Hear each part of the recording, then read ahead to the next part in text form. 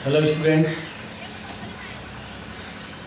आज मैं कक्षा 12 बायोलॉजी चैप्टर 6 कई दिनों से चल रहा है, जिसमें वंशागत का आणविक आधार पढ़ना था, डीएनए और आरएनए के बारे में पढ़ना था, प्रोटीन संश्लेषण कैसे होता है, अनुवादन क्या है, अनुलेखन क्या है, जेनेटिक कोड क्या है, इन संदर्भ में चर्चा चल रही थी। तो आप जानते हैं डीएनए से एमआरएनए बनता है और एमआरएनए से प्रोटीन बनता है।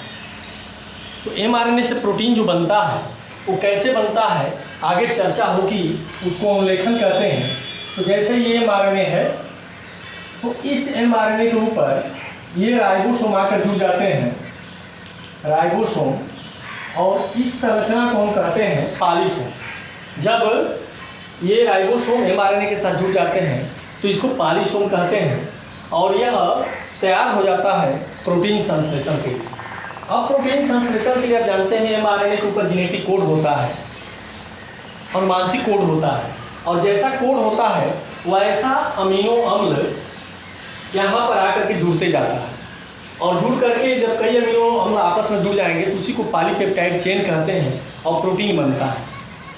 तो कौन सा अमीनो एसिड आकर के जुड़ेगा इस एमआरएनए पर और कैसे जुड़ेगा, इसके लिए कोशिका के अंदर एक बहुत ही अनुकूल और एक बहुत ही एक्सेप्टेबल और योग्य संरचना होती है, जिसको हम कहते हैं टीआरएनए।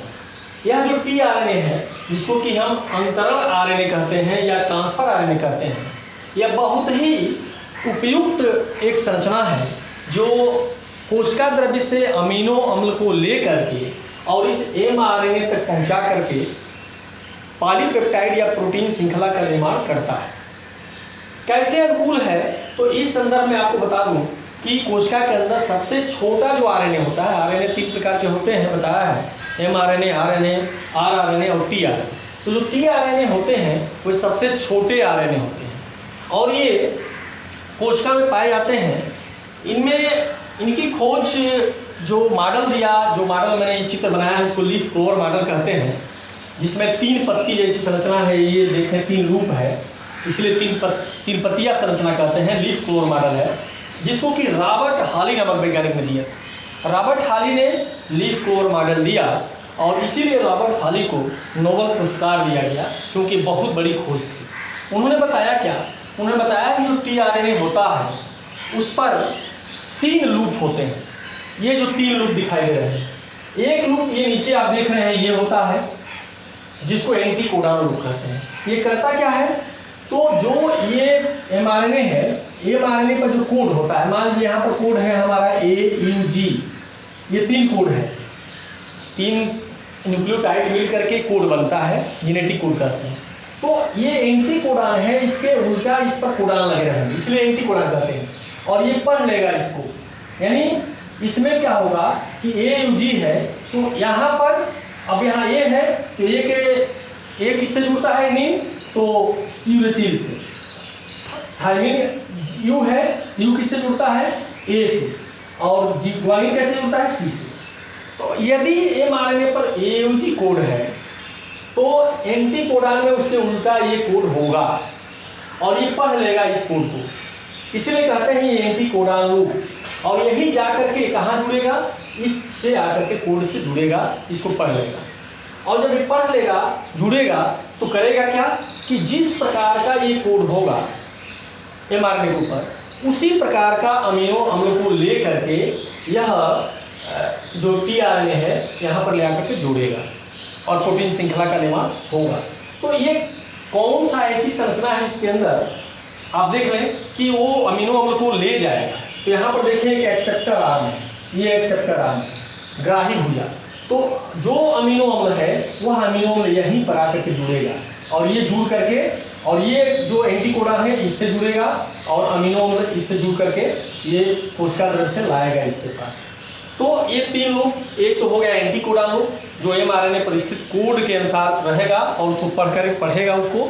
दूसरा है DHU लूप, इसको अमीनो, जो DHU लूप होता है, यहाँ देखें तो अमीनो एसिड सिंथेटेज एक एंजाइम होता है, आप पढ़ेंगे जब अनुलेखन तो बताया जाएगा। ये प्रथम ऐसा एंजाइम है जो अमीनो एसिड को एक्टिवेट करता है, सक्रिय करता है, तो अमीनो एसिड सिंथेरेज जो एंजाइम है वो DHU लूप से आकर के जुड़ जाता है। ठीक इसी प्रकार से एक राइबोसोमल बाइंडिंग लूप होता है, ये है राइबोसोमल बाइंडिंग लूप। तो ये जो लूप है वो राइबोसोम से आकर के जुड़ता है, इसको कहते हैं राइबोसोमल बाइंडिंग लूप। ठीक इसी प्रकार देखें तो छोटा सा लंप होता है, जिसकी संरचना बहुत जानकारी नहीं है और वेरिएबल है, बदलता रहता है और इसके कार्य के बारे में बहुत स्पष्टता नहीं है। एक बहुत ही इंपॉर्टेंट चीज़ है, अक्सर पूछता है कि ये जो RNA जो देख रहे हैं tRNA जो लीफ क्लोन मॉडल में, तो ये डबल भुजाएं हर जगह है, डबल सूत्र है, लेकिन यहाँ पर केवल सिंगल सूत्र है, इतना है। और इस जो सिंगल सूत्र है इसको CCA होता है, मतलब साइटोसिन और एडेनिन होता है। इसका पूरा क्षार यहाँ पर नहीं दिखाई दे रहा है, ये जो 5 एंड है यहीं समाप्त हो जाती है, इसके सामने ऊपर तक नहीं जाता है।